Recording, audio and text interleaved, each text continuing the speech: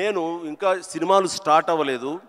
Pondy Bazar, tea Nagar, Madras, అక్కడ ఒక area ఉంటుంది. అక్కడ చాలామంది సరదాగా ఈవినింగ్ కబుర్లు చెప్పుకోవడానికి వస్తారు. వచ్చినప్పుడు వాళ్ళ దగ్గర నేను సరదాగా వెళ్తే ఒక ఫ్రెండ్ తీసుకెళ్ళాడు, రా సరదా కూర్చొని ఒక టీ తాగి వచ్చేద్దామని. ఏంట్రా మీ ఫ్రెండా? ఎవరు? ఏం పేరు? శివశంకర్ వరప్రసాద్ అండి. ఆహా, ఓకే. ఏంటి సినిమాలో వేషాలు వేద్దామనా? అవునండి.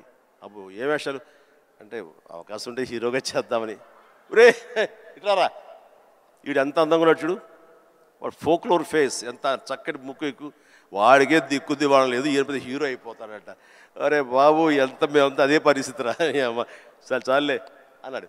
ఎందుకు హుషారుగా వెళ్ళిన వాడిని తిరిగి ఎంతో నిస్సారంగా డల్ అయిపోయి రూమ్కి వచ్చాను. వచ్చిన వాడిని ఎందుకు వెళ్ళానా అక్కడికి అని, నేను ఏ వ్యక్తిత్వ వికాస్ పుస్తకాలు చదవలేదు, ఏ గురువులు లేరు, ఏ సద్గురువులు లేరు, నాకు ఎవ్వరూ లేరు. ఆ టైంలో నా ఆంజనేయ స్వామి నేను ఇంటరాక్ట్ అవుతాను, చేసుకుంటాను, నా బాధలు ఆయనతో చెప్తాను, ఆయన నాకు సమాధానం చెప్పినట్లుగా నాకు అనిపిస్తుంది, ఆ సూచనలు తీసుకుంటాను, తద్వారా అలాగే నేను వెళుతూ ఉంటాను. నేను ఎవరు వెళ్ళమన్నారు అక్కడికి? వాళ్ళందరూ దిక్కుమాలి అదోలు కదా, ఫ్రస్ట్రేటెడ్ పీపుల్. అక్కడికి వెళితే నీకు ఉత్సాహం వచ్చేస్తా అనుకుంటావా? మన ఇద్దరం కూర్చున్నాం కదా, మన ఇద్దరు సరదాగా మాట్లాడుకుంటున్నాం కదా, నేను ఎంకరేజ్ చేస్తున్నాను కదా, ఎవడెళ్ళమన్నాడు రాని? అవును స్వామి, తప్పైపోయింది, నేను వెళ్ళకూడదు, చిచ్చి చాలదు. ఆ క్షణం నుంచి, ఇది I'm talking about 1977 somewhere mid, ఆ రోజు నుంచి మళ్ళీ పాండీ బజార్ వైపు నేను వెళ్ళలేదు. మనం నెగిటివిటీ ఉన్న చోటకు వెళితే, మనం కన్సాలిడేట్ అవుతాం వెళితే కనుక మనం షార్టర్ అయిపోతాం.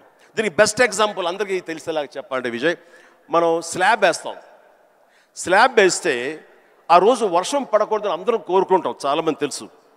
వర్షం చుక్క ఒక్కటి పడితే ఆ రోజున మొత్తం స్లాబ్ అంతా మళ్ళీ వేయాల్సి వస్తుంది, మొత్తం నిరుపయోగం అయిపోతుంది. బట్ ఆరిన తర్వాత 2 days అయిన తర్వాత అదే నీరు క్యూరింగ్ కోసంగా మళ్ళీ వాడుకుంటుంటారు. అంటే ఇంట్లోని మహిళలకు తెలియాలంటే పెరుగు తోడు పెడతామండి.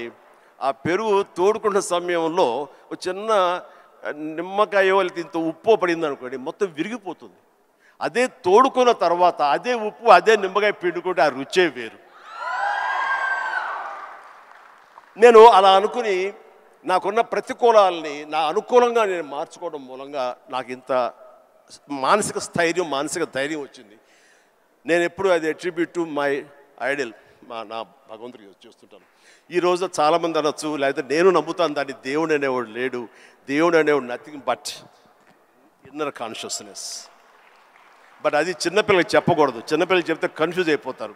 సో భగవంతుడు ఉన్నాడనే నమ్మండి, భగవంతుడి ఇంటరాక్ట్ అవ్వండి. ఇవన్నీ కూడా లేటెస్ట్ స్టేజ్లో ఇవి నాతో నేను సంభాషించుకోవడానికి తర్వాత తెలుస్తుంది. బట్ ఎస్, దట్ హౌ నన్ను నేను మలుచుకుంటూ ఈ స్టేజ్కి వచ్చాను. ఇప్పుడు ఒక చిన్న కాంప్లికేషన్ సార్, మా జనరేషన్ ఇప్పుడు కొత్తగా మీకు కూడా మనందరికీ ఒక చిన్న కాంప్లికేషన్ ఏంటంటే, అప్పుడు వీళ్ళు ఫ్రస్ట్రేటెడ్ వాళ్ళు పాండీ బజార్లో కూర్చున్నారు, అక్కడ వెళ్ళొద్దు, నెగిటివిటీ నుంచి దూరంగా ఉండాలి, మనం ఎందుకు అక్కడ వెళ్ళాలని దూరంగా ఉండి మీ పని మీద మీరు ఫోకస్ చేశారు. ఇప్పుడు ఇంటర్నెట్ వచ్చేసరికి మనం ఎక్కడ పోవక్కర్లే, మనం పాండీ బజార్ వెళ్ళకపోయినా వాళ్ళు ప్రతి దగ్గర చుట్టుపక్కల అందరికీ ఉంటారు, వాళ్ళ వీడియో వాళ్ళు చేసుకుంటే కింద ఎవడో వచ్చి వేస్తూనే ఉంటారు.